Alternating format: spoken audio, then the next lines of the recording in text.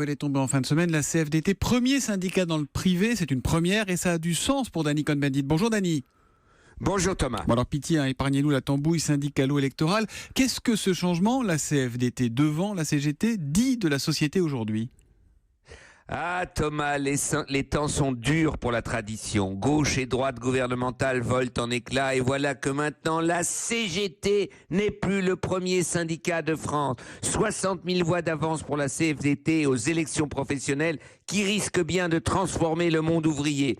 Le syndicalisme de négociation, de recherche de compromis pour les salariés réussit son pied de nez de reléguer le syndicalisme de la radicalité contestataire de la CGT en deuxième position. Rappelez-vous les luttes contre les réformes entre guillemets scélérates des gouvernements Hollande. La CFDT se faisait brocarder de traîtres, de collabos.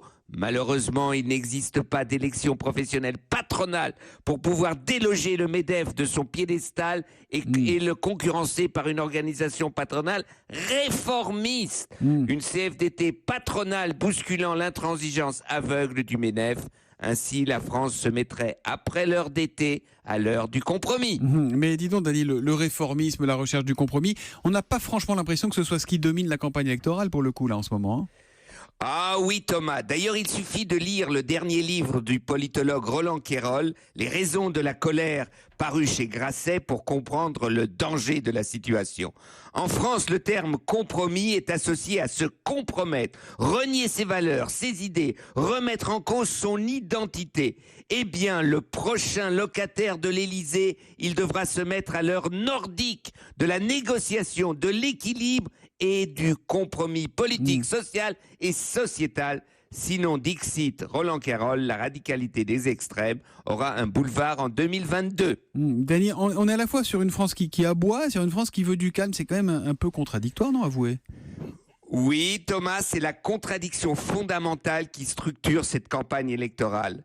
Comme elle a d'ailleurs structuré l'élection professionnelle dont on a parlé au début. Culture du refus, de la radicalité, de l'orthodoxie, de la société revancharde, ou culture de la négociation, du compromis, de la société ouverte et accueillante.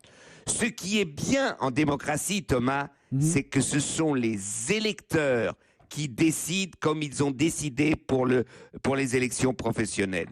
On y soit qui mal y pense. L'humeur de Dany, tous les matins juste avant 8h sur Europe 1. À demain, Dany. À demain Thomas, ciao ciao.